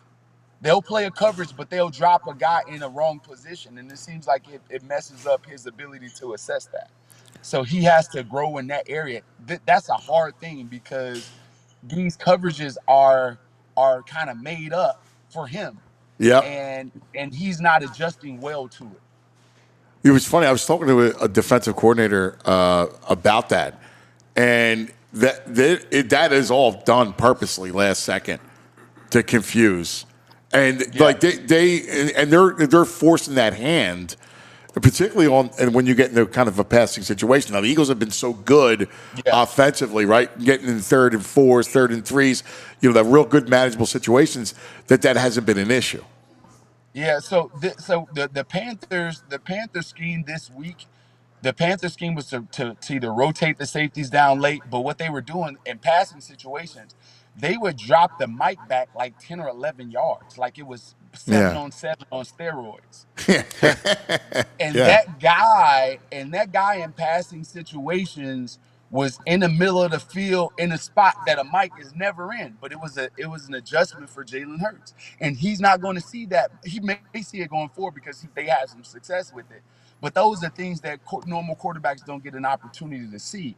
Though is always a little caveat, a little change up. A team may play cover four, but they'll put the safeties on different levels, and so it looks like cover three, but the guy's not in the middle field. He's actually on his hash. They do things like that to kind of confuse him. So, all right, knowing that everything, the little frustration, the whole thing. Bottom line is, you've won 9 in a row. You're in that locker room. Like, what's the fix? Like, what's the whole thing? Listen, you're not going to get everything completely cleaned overnight, but they're still really, really good. They have a really good chance of making a deep run, a Super Bowl run. What needs to be done? Like, you're that guy. You were a team leader. You were a guy that, you understand offense like no other. Like, what do you think needs to happen now? You just so as an offensive coordinator, well, first of all, you got to get Nick Sirianni. This is his opportunity to be the leader that the players are looking for. This is one of those things that can show strong leadership. So this is a Nick Sirianni thing. Get those guys into a room, have a team meeting. Hey man, shut the hell up when it's time to talk to the media, man. Say less. You don't Right. have to answer every question, So he has to nip that portion in the bud. And then he has to have a player meeting amongst those guys to kind of iron that out. And then as the offensive coordinator, you got to structure things that is palatable for Jalen. For some reason, I don't understand the disconnect between the run game and the play action game. Those two with this team should be Oh, my God, right? should be like bread on butter. Those two Yeah. things work. But for some reason, we have a potent run game. Then we mix that with RPOs or read options, and then we got a drop back passing game. Like our play action game is not as powerful as it should be. Yeah. And for some reason, so I think that may be the answer, because when you have a potent play action game, the linebackers are up closer. It's an easier situation to read, Yeah. and the receivers is going to be running the open spaces a little bit more. So I think they have to commit more to the play action game. I'm so with you because Detroit does you it see it, so dog. well. Detroit. That's how Goff is able to manipulate that. You saw Stafford the other day do it all the time. Like when you got a Kyron Williams or Montgomery or Gibbs and that kind of running game. The Eagles got Saquon, and this running game with this O-line is so. I'm so happy you said that, Jason, because I kept wondering, like, this play action needs to be better. It should be. It should make it a lot easier for Jalen just to get the ball out, to see it quickly, see it develop, and then get the ball out. Yeah, here's the thing, and on top of that, and I think you guys are right on with it. Here's the thing on top of it, is that I feel for Kellen Moore at times. Yeah. I feel for Kellen Moore at times. Let me tell you why I feel for Kellen Moore. Because Kellen Moore has called play action plays. It's not a bunch. He has called play action plays, and they are wide open. But the ball does not get out. And if the ball does not get out, he's going to try to do something else. So this past game, we were reduced to mirrored routes. So the guys outside both you guys run a curl. The inside guy runs a basic. The two guys outside run slants. It's like so the offense coordinator is like, hey, dude, when I call it, we got to hit it and throw Yeah. it. If not, I'm going to try to come up with something that I feel that you can do comfortably. So there's a mix and a match, but the play action game has to get going. Is he uncomfortable? You think he's more uncomfortable because, like you talked about, seeing over the line, like when he's behind center like that? It's not something that's in his wheelhouse, but it's something that has to be done. He's done it before. Here's the Yeah. thing. Jalen has done it before. He has the intangible. He has the ability. Why it doesn't translate every single game, I don't know. I don't know why one game or two games it's great and then 3 and 4 games is not so great. Yeah. Like he has to work on the consistent part of it. That's it. That's it. Yeah. And I think once those things happen, but you got to understand something. This is a group project. Yes. This isn't Yeah. this is a group project.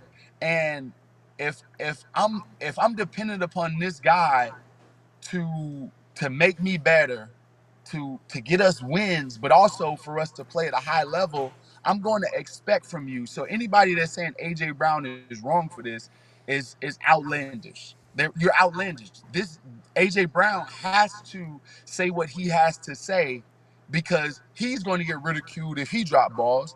Why can't the quarterback take some earnest too? That's a part of this. He's not throwing him on the bus. He's saying, hey, listen, my portion of the group project is good. Yeah. I'm expecting Yeah. you to make sure your portion of the group project is up to standard too. Last thing, you are just amazing. I love I love when you're on, man. I do. Your insights are incredible. Your X and O, the knowledge of the sport, the innards of this sport is unparalleled. How do you look at Pittsburgh? I mean, like this is a nasty front, man. This is going to be the best front they're going to look at in a while. Yeah. Alex Highsmith is unbelievable on the opposite of TJ Watt. So it's no easy lunches across. Then you have the old man veteran that's just strong as an ox and Cam Hayward. And this is going to be the most challenging game for our rushing offense because of the way that most teams are, they play gaps or they kind of rush, the passer and then stop the run and they do stunts and stuff. This team is more of an old school 2-gap team. Yeah. So they're going to see the ball carrier. And so you're going to have to move this team against their will. It's not going to be like advantageous angles for you and all that stuff. No, they're going to be right in front of you. And Patrick Queen, if they can keep him clean, he can make any tackle. And then Minka in the back end is as good as any free safety in the league when it comes to ball hawking. And Joy Porter's physical. Cam Sutton in the nickel position's been in there for a while. They have a bunch of people that have played a lot of football, so it's going to be tough for us. Here's the thing: offensively or defensively, that's the key. Eliminate big plays. If you can eliminate big plays, it's going to be very, very tough for them to just sustain offense. Russell Wilson has never been a guy that sustains drives. He's a big play guy. They run the ball and he gets chunk plays. So if we can eliminate the explosive play, we have a really good shot. But it's going to be hard to eliminate the explosive plays because he throws a ball that moon ball that he throws in one-on-one situations. The receiver has a bunch of time to see it. And when you have height advantages like Mike Williams, if George Pickens plays, we don't think he's going to play. Right. And Calvin Austin is a legit 4-2 guy. He's fast. Yeah. So they have a bunch of guys that can play. So and he's never and Russell's never lost to us. I know, it's crazy. So, it's crazy. So it's going to be tough. Do I think we're going to pull it out? I definitely think we're going to pull it out at home. I think it's going to be a tough game, a 1 to 3 point game, in the 20s, mid 20s. But I think it's going to be exciting. It's going to tell us a lot about our team too. A lot. Yeah, I feel you. Hey, I know there's the last thing. Promise. Quinyon Mitchell. I love that kid. Right, like. We don't talk enough about how great this kid is playing. Like, he's shutting off the side of the field. I mean, you know D-backs, right? Like, you had Yeah. to get past me your whole life. What you're seeing from Mitchell and he's got no pass interference penalties, unlike Terrion Arnold from Detroit, who leads the league in 7, right? The Alabama guy. This kid's got none, and he's so technically sound. Well, he's first of all, he has speed to burn. So that's the thing. So he's patient at the line because he has speed to burn, and he is quick as a cat. So when I say he has speed to burn, that was a play not this week. There was a play last week. He had Zay Flowers. Zay Flowers is a 4-3 guy. Yeah. On a deep over, it's hard to cover me running a 4.59 on a deep over if you're a DB and you run a 4.2. It's tough covering all the way across the field. Quinyon let him do his move, ran across the field with Zay Flowers and beat him to the spot and could have had an interception. I was like, this dude is just has so much to burn. He's patient. He's going to get tested more than what he has been. But he's an unbelievable find for this for this staff and them taking the chance from a small school and all of that. The best cornerback we've drafted, I don't know, in the last, Lito is great, but Lito is not on his level. There's a bunch of guys that we've drafted. Asante is great, but when it comes to pure coverage, Asante is not on his level. Wow. He's pure coverage skills. Now, intercepting the ball, nobody can do it better than Asante. Right. But but as far as pure covering skills, he's unbelievable. Yeah, he really is. You're unbelievable. And those are great. Those are Eagles greats, and I just said that. I know, man. I'm so excited for this defense. They're so young. Carter. I'm like, God, they're awesome. But you are incredible, Jason. We love you, man. Listen, God bless you. Have a wonderful, Christmas. We'll be bugging you at some point. But you're the best, brother. We appreciate it. No problem, gents. You guys take it easy. Enjoy your Christmas. There he is, the great Jason Avant. Does he break it down? Is he the best or what? I don't understand why he's not on ESPN on the national level. His breakdowns are better than anybody. He knows the game inside and out. The stuff that he does is just tremendous. I can't get enough of it. All right, let's talk about some of our fine sponsors. We're going to get into some Phillies. I got to get my man Eric back here to talk a little Primos. Where the Knicks at? Where's the Junior at? What's he doing? Is he ignoring us? Oh my God, Big Nick, God bless him. Is he up yet, or is he still sleeping?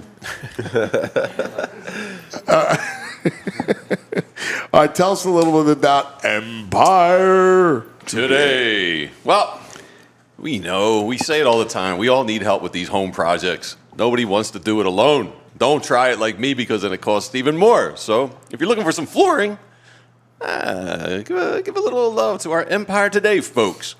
And with Empire Today, you get a shop and home convenience, you get the right product for your needs, you get quick and professional installation, and a price match guarantee. Empire Today, pretty much the best place you can get flooring at right now. There are copycats out there. They'll have cheaper prices they'll advertise, but it's not the same quality products that Empire has. And Empire Today prides themselves on their products, their quality, their service, their speed, and they won't carry junk flooring. So you're getting something quality for these guys. They have a cool virtual floor designer. It's a great way to see what your floor looks like at any space. You basically take a picture of the room you're going to do flooring with, and then they can show you what the new floors or samples of flooring would look like in that room with the lighting and the color and the furniture, so you can make sure it's cool. They have a shop at home convenience. It's not like going to Home Depot or the big box stores where one day the person's working plumbing, then they're flooring, then they're electrical. The Empire Today people, nothing but flooring. So you're getting some expert advice. So schedule a free in-home estimate today. All listeners can receive $350 off. That's a lot, man. $350 off when you use the promo code PHLY. Some restrictions do apply, but see Empire Today/PHLY for some details. I like it. All right, a little bit later tonight, we'll be at Parks Casino doing our thing with Cousins Corner, going through all the NFL and look at the bowls with the Brain. The Brain and I will Brain Bowl. Yeah, we'll be Andrew. We'll be down there. Have some fun as always. The Excite Center at Parks Casino is an entertainment mecca.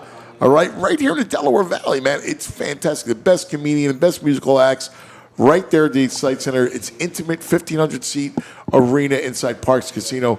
A blast. Street Road, Bend, Salem, right off 95, the PA Turnpike, so easy to get to.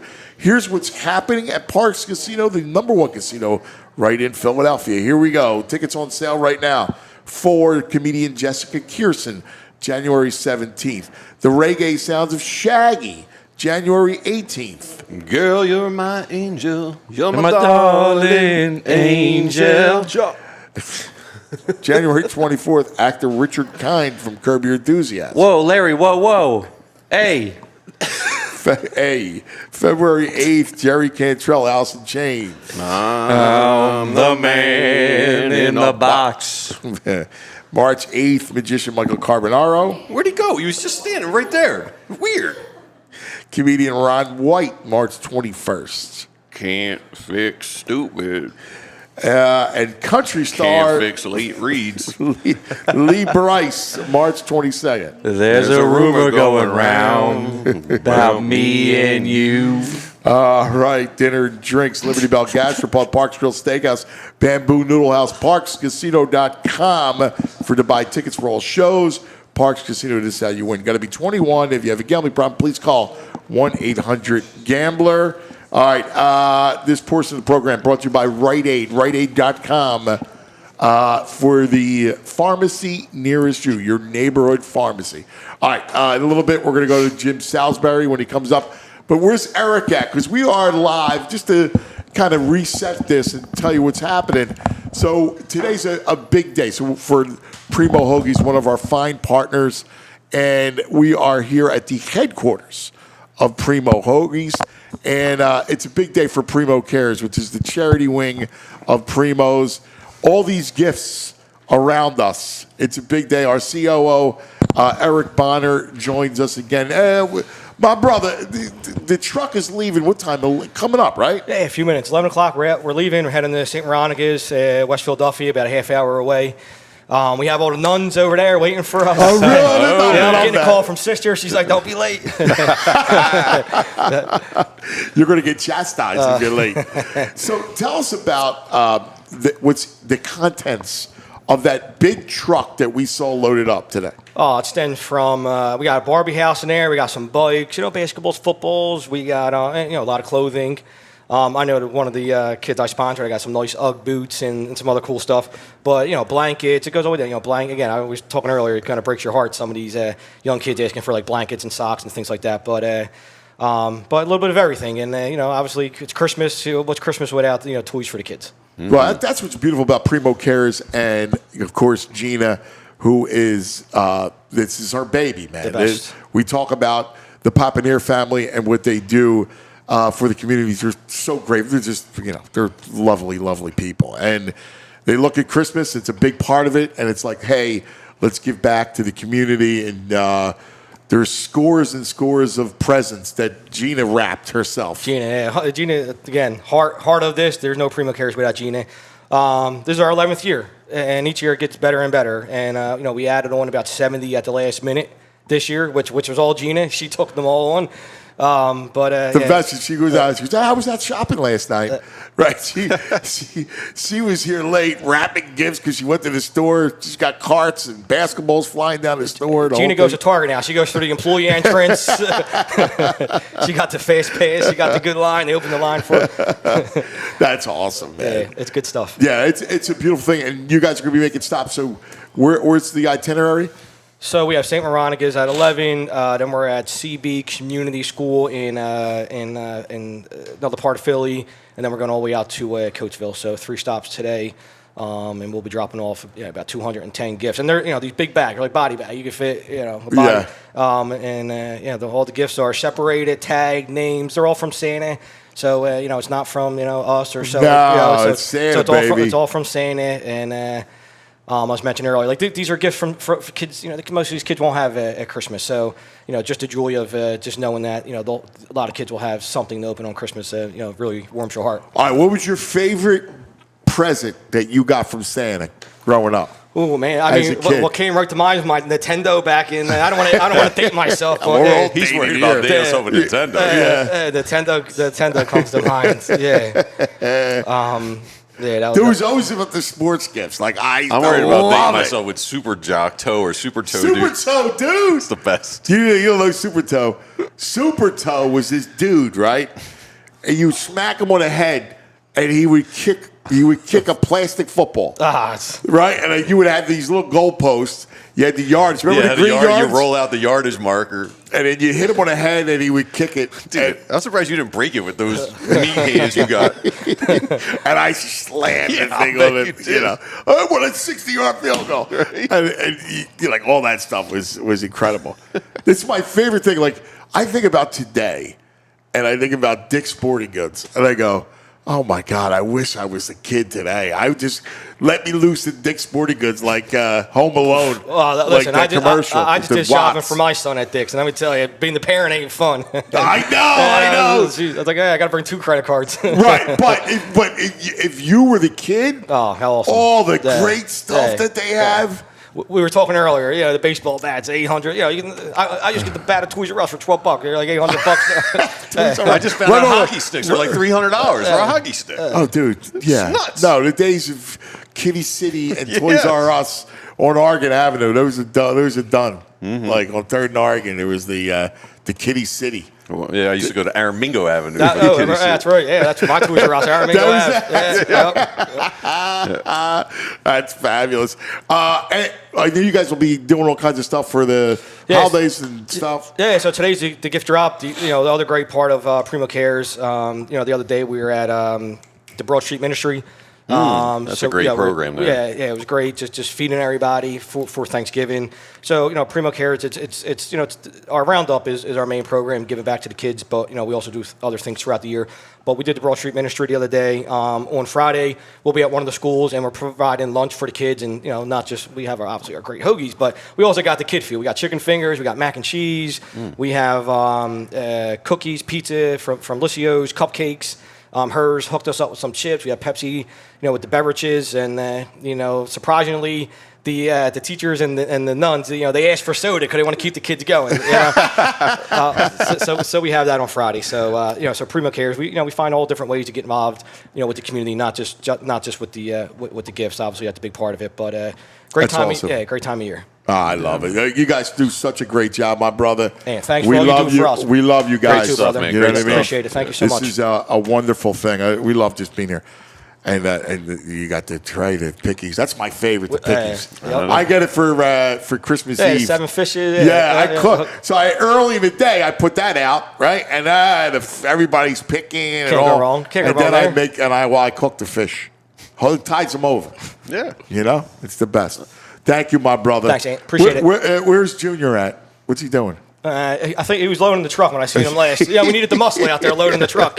I gave him all the heavy bags. Wait, I heard about he was styling with the pink suit the other night, man, at the party. Yeah, we had our Christmas party. Sharp. Good time. Yeah, good time. Yeah, that's awesome. All right. Well, listen, we got lots to go to get to. So joining us, do we have our man? I thought I heard him, right? There he is. It's winter meetings time, and there's a couple things I want to get to. Our man Jim Salisbury. One is the Mike Schmidt documentary. 2 that's going to air on MLB. So I want to talk a little bit about Michael Jack. We got him, Jimmy Stakes. Good morning, Stakes. How are you? Good morning. I'm trying to line up this shot and get in my coffee cup. Okay. I'm sorry. You're good, man. It's all good. Always good with you. Oh, there we go. Yeah, there he is. Oh, he's outside. Nice. Lean it against my coffee cup. Here we go.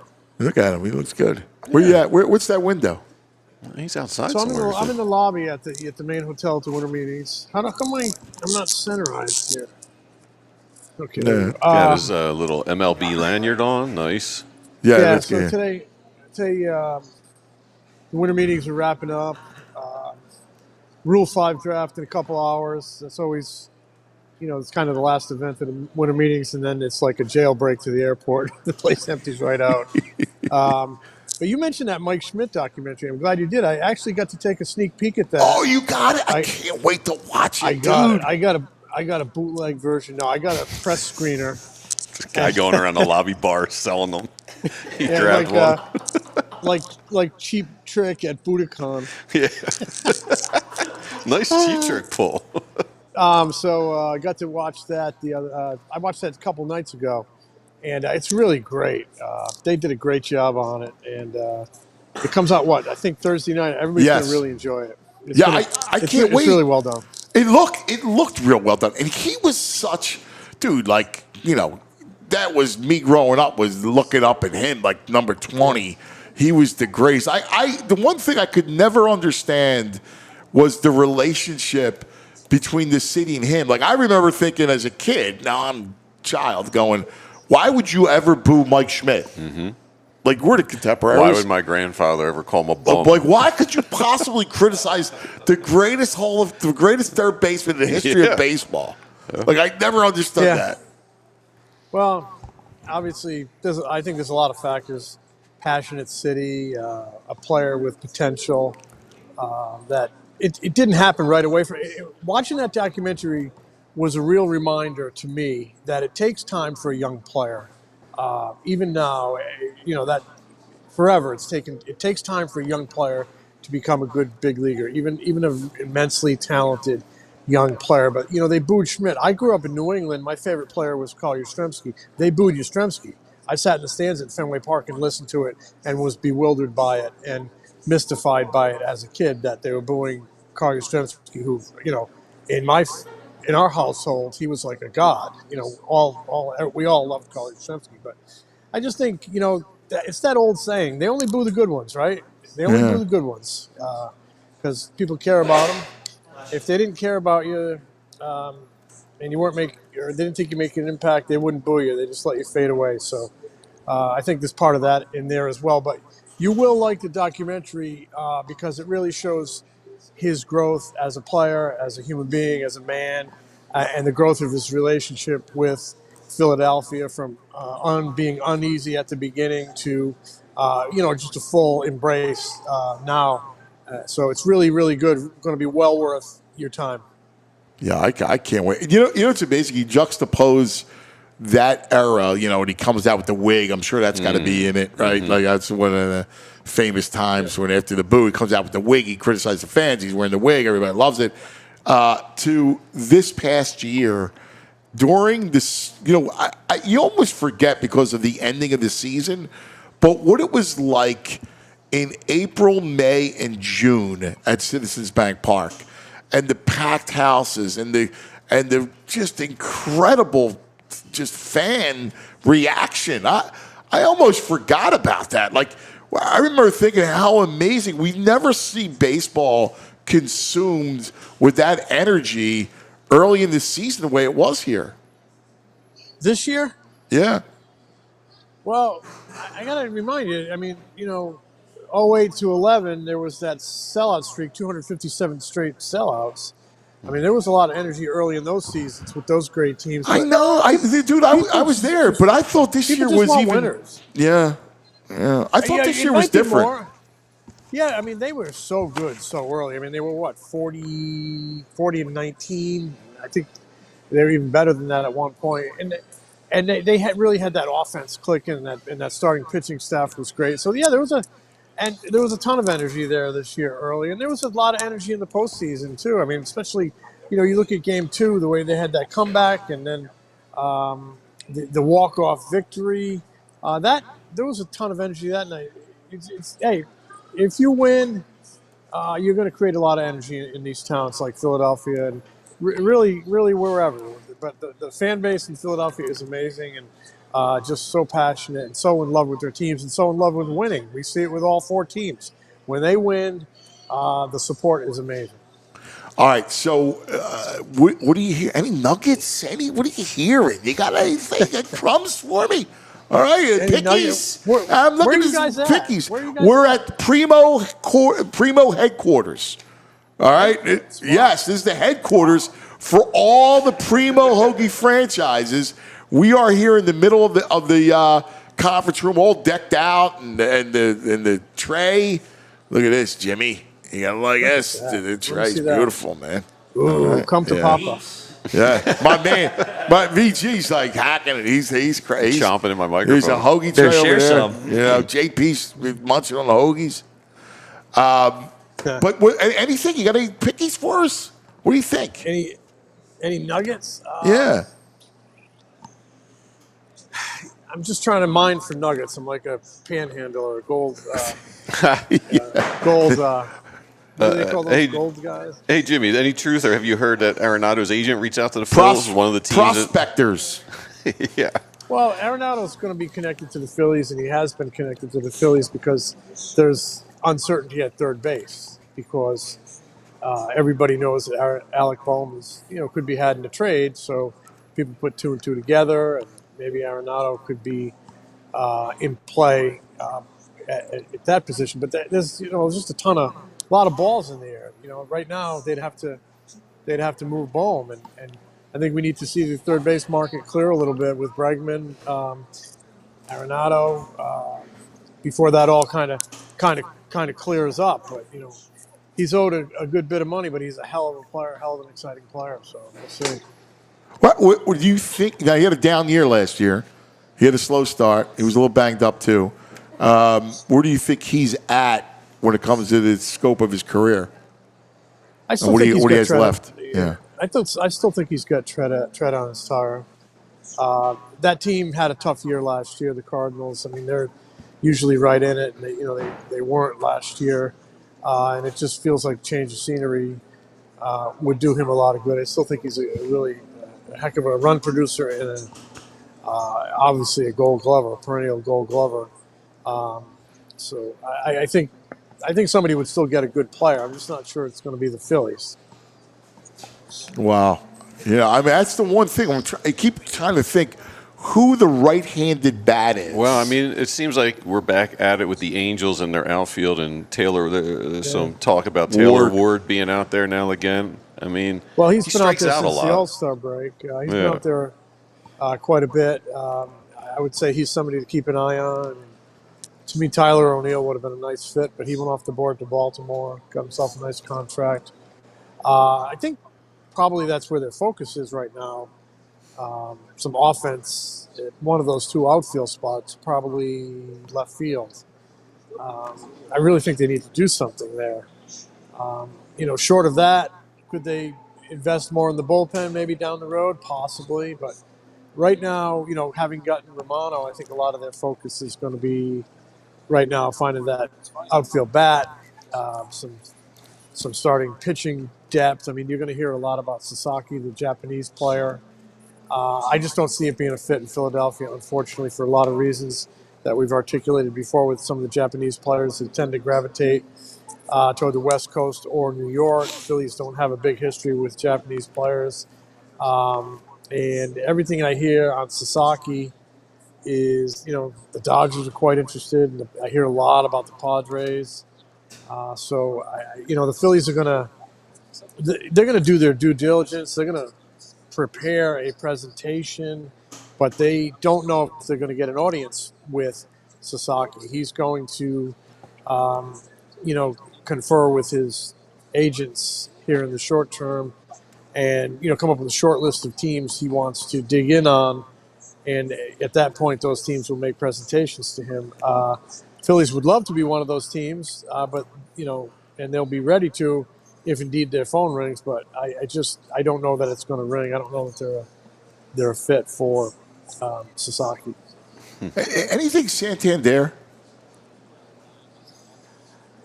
Again, I guess it's possible. I haven't heard a lot of connection with him and the Phillies, but they are looking for a bat.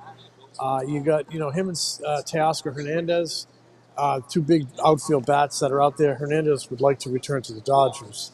I know that. They would cost you draft picks. I think that could be maybe a slight impediment, but, I haven't heard a ton connected to them. They're both looking for big scores, and the Phillies are climbing up that luxury tax ladder. Going to be bumping into the fourth, that $300 million, $301 million tax. I don't think they want to go there, but, for the right guy, they might go there. There's still a lot of offseason left. It's all about something I think will present itself to the Phillies. they really need something to pop because they do need another bat in that lineup, no question. And as a fan, I mean, you're seeing the big guns are adding to their rosters, and I mean, I know the Phillies are a good team, but you got to try and keep pace with what the Dodgers and Mets are doing. Absolutely, because your championship window is here, and I still think they have a good roster. I mean, they won 95 games last year. They've had some subtractions from the bullpen. But they do need, and they know this, they need a tweak here and there. They need a little more offense in the outfield, a little more starting pitching depth. But, they also need improvement from several guys who I think they can get improvement from. I think Trey Turner can be better. I think Bryson Stott can be a lot better than he showed last year. There's a lot of talent there. He had an elbow issue they've talked about now where it prevented him from driving the ball. I think he's ready to take another step forward or a step forward next year, Bryson Stott, and help your offense. I think Orion Kirkering is ready to take a step forward based on talent and the experience he's gained. You could put Bohm on that list. If he returns, I mean, I know he's like this human trade rumor right now, but there's still a pretty good chance he's back in Clearwater. And if he's back in Clearwater, to me, he needs to come in with a chip on his shoulder. And fuel it. Let all these trade rumors and the willingness to trade him, the Phillies' willingness to part with him, motivate him. To almost like I'm going to show you. I'm going to show you that you would have made a mistake, because that's only going to help him. He's 2 years away from free agency. He's still trying to establish himself for that big payday, and in the meantime, he can help the Phillies win a lot of ball games. So, I don't think they should walk it back, to use the expression, but I do see room for improvement with some of their in-house guys that could really help them. Hey, this has nothing to do with the Phillies, but I'm always curious about them because I've always loved them, and it's Trout. What do you hear about him health-wise? Does he have any chance staying healthy?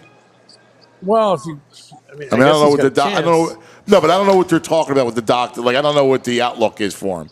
Have you heard any outlook on him? Well, the outlook is he's going to play in 2025. But, I mean, if you look at recent history, he's had just a heck of a lot of trouble staying on the field. Hasn't played a full season.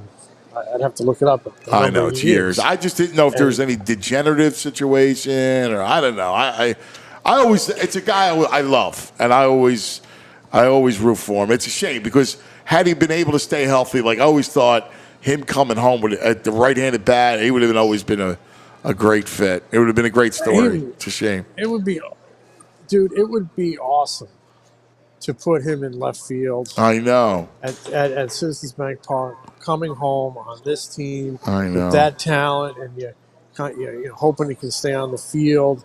On this team, he doesn't have to be the guy. He can be one of the guys. It's a team that could get him to the postseason, but. You just don't. He just has had so many injury issues. You don't know that he can be on the field, and he is just shackled with that humongous contract, owed more than $200 million. No, I agree. Yeah, he's only played more than 83 games once in the last 5 years. No, I agree. I'm not suggesting. That's why I said not for the Phillies. I just always say it's a shame because in another world it would have been perfect for him. Mm-hmm. Yeah, no question. I mean, when Harper got that big deal. Before 19? Yeah. With the Phillies. I mean, he got his big deal right after that, his big extension. Yeah. And then the injuries started. It's really unfortunate. He's you look at that body, he's got that thick body. Those bodies sometimes can, get a little tough to maintain when you get into your 30s or so. But, I mean, what a joy to watch that kid play and track down fly balls and run the bases. Hit for average, hit for power. I think even though he's been injured the last few years, I think he's a Hall of Famer in my mind, definitely. Totally. Hey, speaking of superstars, Jim, is there any chance that Griff McGarry gets taken today in the Rule 5 draft? I think there's a chance, and I think there's maybe a likelihood. Yeah. Just because the arm is electric.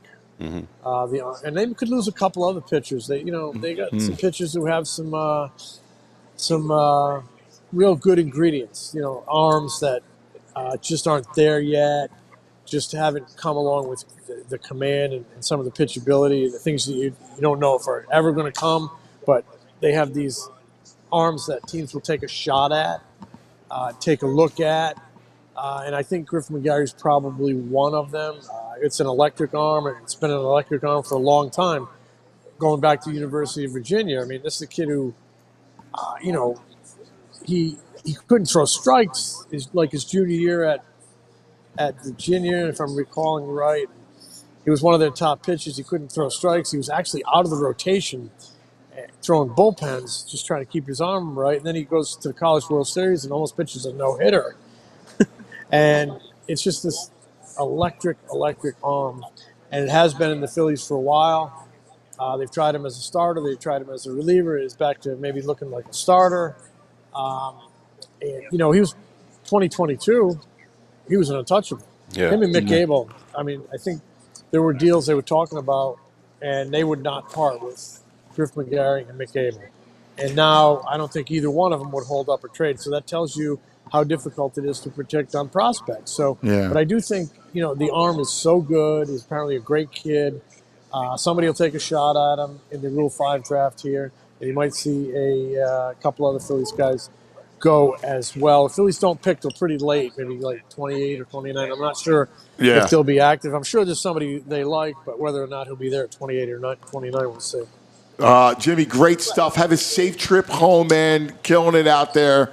We'll be following you as always, brother. Thank you. Great work. Okay, good being with you guys. Have a great day. Bye. Jim Salisbury, Jimmy Steaks. All right. Want to thank all of our friends here at Primo's. As always, what a great day. Great work they do here. The charity stuff is unbelievable. It's just... and they got it's like a gold hoagie. Yeah. I've been eyeing that thing up. Looks cool. Yeah, you're going to mind the golden hoagie. Not the golden at bat. That's a bad idea. All right. A lot of fun as always. We'll come back and stay tuned. It's a big day to the Eagles because they're all talking today. All right. So hopefully it all goes away. Everybody have a great day, man. We love you guys. We'll see you in the morning. We all silly like the mayor.